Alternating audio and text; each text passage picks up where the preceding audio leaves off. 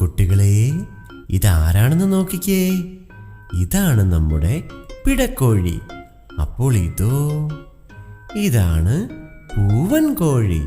ആ, കോഴികളെ കാണാൻ എന്ത് രസല്ലേ. കോഴികൾക്ക് പറക്കാൻ അറിയാമോ? പറക്കാനറിയാം, പക്ഷെ കുറച്ചു ദൂരമേ പറക്കത്തുള്ളൂ. കോഴികൾ ശബ്ദമുണ്ടാക്കുന്നത് കേട്ടിട്ടുണ്ടോ? പൂവൻ കോഴി എങ്ങനെയാണ് ശബ്ദമുണ്ടാക്കുന്നത്? ഒന്ന് കേട്ടു നോക്കാം.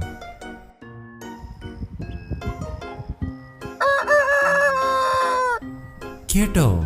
നല്ല രസമുണ്ടല്ലേ. പിടക്കോഴി എങ്ങനെയാണ് ശബ്ദമുണ്ടാക്കുന്നത്?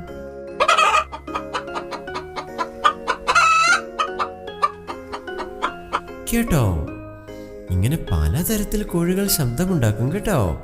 പൂവൻ കോഴിയുണ്ടല്ലോ, രാവിലെ എണീറ്റ് ഉറക്ക കൂവി ഉറങ്ങിക്കിടക്കുന്ന നമ്മളെ വിളിച്ചെഴുന്നേൽപ്പിക്കും.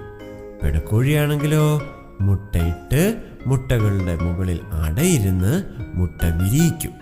അങ്ങനെ കോഴിക്കുഞ്ഞുങ്ങളുണ്ടാകും. കുഞ്ഞി കുഞ്ഞി കോഴികളെ കാണാൻ എന്ത് ഭംഗിയാണ്. അമ്മക്കോഴി കോഴിക്കുഞ്ഞുങ്ങളെ കൊണ്ടു നടക്കുന്നത് കണ്ടിട്ടുണ്ടോ? കോഴിക്കുഞ്ഞുങ്ങൾ അമ്മക്കോഴിയുടെ കൂടെ നടക്കും. അമ്മക്കോഴി ചിക്കി ചികഞ്ഞ് കോഴിക്കുഞ്ഞുങ്ങൾക്ക് ആഹാരം കൊടുക്കും.